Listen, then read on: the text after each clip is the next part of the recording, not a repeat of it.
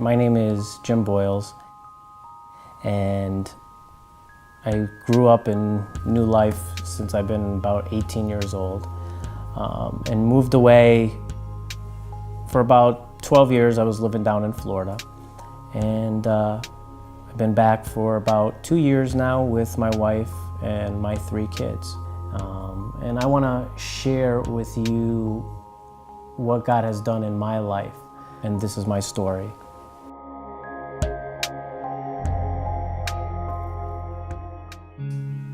I ended up getting laid off from the job that I was working. After 6 months into this new job, they decided to lay me off, and I was heartbroken, upset, blaming myself, not really understanding why this happened, and questioning God. Hey God, why did this happen? And God impressed on my heart, come back home, come back home. And I'm like, okay, God, well, if you want me to come back home, then this is what I'm gonna do. If I do not have a job by June, I'm gonna pack a bag, take a one-way ticket, and just come home. And you're gonna provide for me.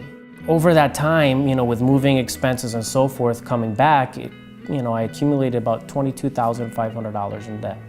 And God provided this job for me that I'm currently in. And I've been very faithful to my tithe, my offerings, and missions. And I look back at a time where Pastor Mark challenged and said, listen, we need everybody to step it up. And yes, it's appreciated that you're giving your missions, but let's see what more we can give. And I took that challenge and said, listen, I can not have a Starbucks coffee or Frappuccino, and I could take that money and put it toward missions. And from that moment on, I took the challenge, and God opened the door. It was that point that was a big turning point in my life.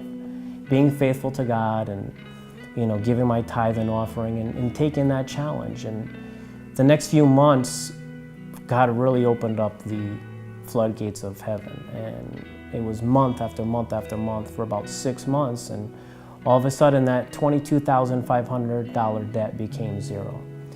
And God has just continued to bless and open the doors through my job and in different ways. And that, God is still providing, and it's nothing that I'm doing. In my life, God has been so good, and I just want to challenge you that,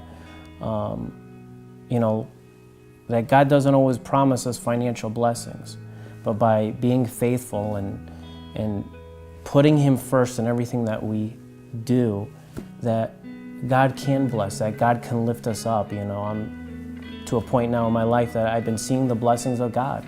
Not just financially, but in my home, my marriage, my family, the church. God's been opening up doors for me to minister in ways I've never imagined, and that's all because of the faithfulness. So, I just want to challenge you today that, whatever struggles that you're facing in life, to be faithful to God and to do that which, God has called you to do.